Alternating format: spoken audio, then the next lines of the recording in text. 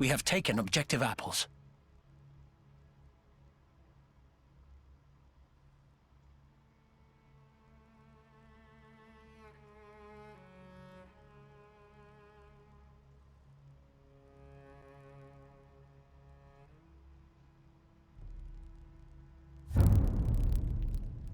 We have taken objective Edward. So you can do 4K broadcasting. Is that what they're saying? They're saying that you could do 4K broadcasting.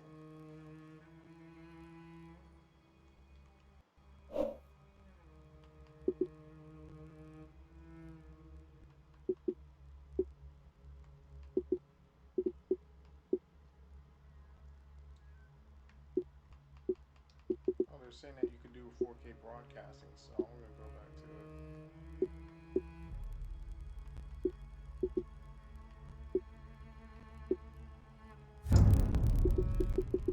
We They said that you can go do 4K broadcasting.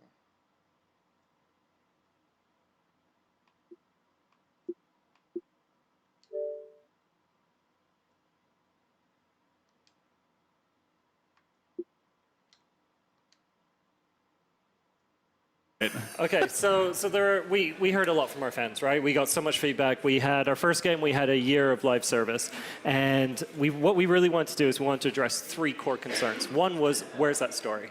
You know, we really want a story, and not only just a story, but we want an untold story, and we decided to pick something really special from the other side, so something from the Imperial side, so that's really special. Next thing that people really want is to say, where's space? Give me space, right? It's up there. It's up there. We know it's up there. How do I get there? So what we did is, you know, we touched on it in the Death Star expansion pack, but now we're going to bring in launch, and we got Criterion on board, same as we have Motive working with the single player, and these people are experts at what they do, and they're really just adding so much to the game. And then it was about the multiplayer. It's like the multiplayer is good, but where's that breadth and where's that depth? Yep. Right. Yep. So how do we access all of these eras? How do we access more of our heroes, more of the locations that we love, and how do I get the depth so that I don't achieve my goals so quickly that I'm not sure where to go? So all of these points are points we're Yeah. addressing. So one of my problems with the first game was the fact that unlocking stuff felt kind of grindy, you know, like to get like a cool hat, it would take hours and hours, and it's like I could just go to the store and get a hat.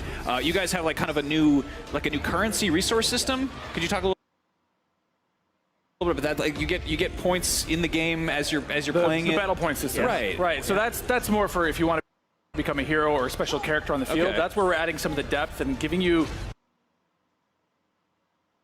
a chance to live out a bit more of your Star Wars fantasies in terms of more unique things that we had in the first game. And we want to make it easier for players to, how does my direct gameplay allow me to do that very easily? Before it was a token system, a little bit unfair. If you knew where it was, you could find your way there. Right. Now it's like, if I'm just doing some team play, if I'm just working around with the others, I'm going to gain enough points, and then I can spend that on becoming a hero, or if you get to play our Assault on, or our Theed gameplay, you get to become a B2 battle droid. There's so much stuff that you can do just by playing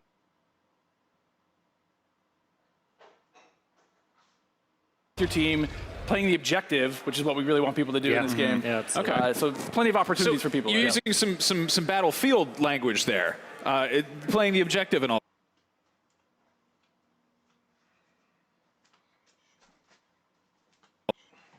That's kind of the thing there. One of the things I've gotten really into Battlefield 1 since then, and that's kind of a game where there's so much chaos. You've got horses and tanks and trucks out there, and it's cool to see. I think in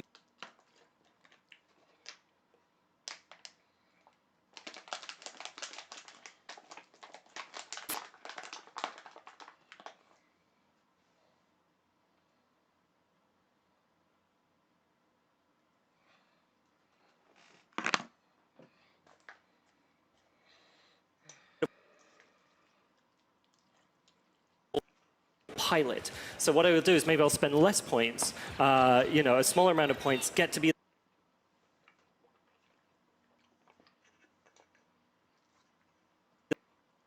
a pilot, rack them up faster, and get to where I want to be. Right. Okay. So it's all about having multiple ways to get to wherever you want to be in our So you've game. got sort of branching paths of Absolutely. your Yeah. career progression. Yeah.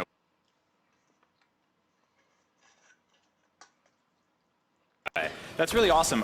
So I adored the maps in the last game, especially the ones based on Endor. Like I got goosebumps the first time I did a 40 play.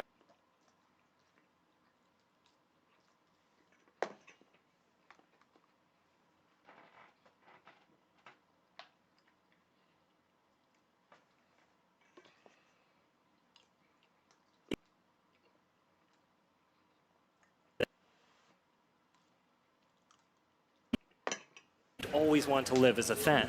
Now here with Theed, we're stepping into that invasion fantasy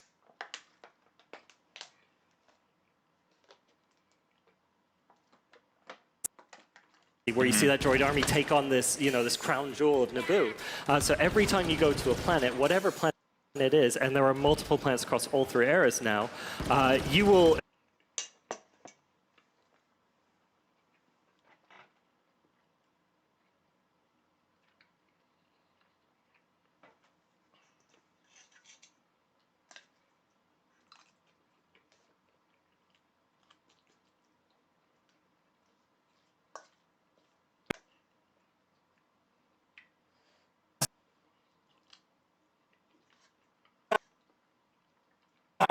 I really enjoyed in the last game this sort of diorama mode of just unlocking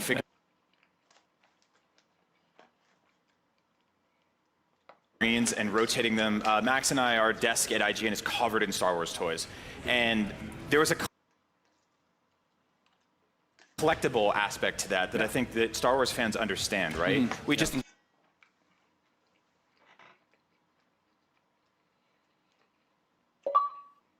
the new movies come out, our wallets open up, and everything flies out. Of course. Do you guys have any?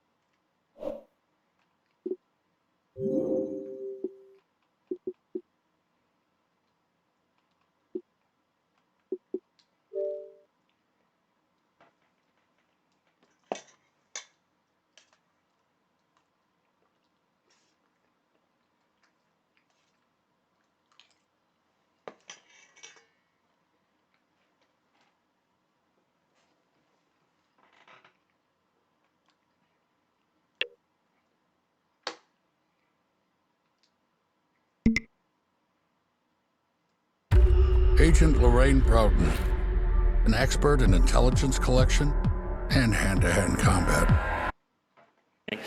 So what we did with the first game is we created this very, an accessible experience, but perhaps it was a bit too disjointed from the ground combat. So they've been working really hard to not only add more depth with things like manual roll and leading leading reticules and everything, but you can see that it's much easier. You get a soft lock when you're strafing down, so that you can actually really connect the aerial layer with the ground layer for like a more holistic experience. Now, does the Vulture Droid transform into the fun Spider Walker that you see in Episode 1, or is that like mixing things up too much? That would be mixing things up. Yeah, I just imagine that sounds like a headache, and it wouldn't be fair to those fine people in the Naboo fighters. For the last game, you guys went into the vaults of Lucasfilm and you scanned a bunch of high-res statues that were props and artifacts of the original trilogy. But the prequel trilogy is mostly CG pre-rendered. There's some props there. Obviously, there's a lot of tangible goods that were made. What was it like to create versions of the prequel trilogy that were basically CG to begin with, and then make them, look the way they do in modern video game graphics? Yeah. I think it was a little bit easier because a lot of it was digital, so they can pass those assets over to us. We can work with them and kind of make it match our art style. Yeah. Our art style is authentic, so it's very realistic looking, similar to what you would have seen in the movies. So it's a little bit easier than having to physically scan everything and then kind of do a little bit of work on top of that. We still would have to touch them up a bit because it needs to fit our game, but a little bit easier just because they're digital assets to play around with. I think it's really cool because it's kind of it's helping smooth that kind of disparity between the prequel and original trilogy. And there are people who love both. There are people who love all of them. There are people who love one and hate the other. Yep. And it's just really cool. It helps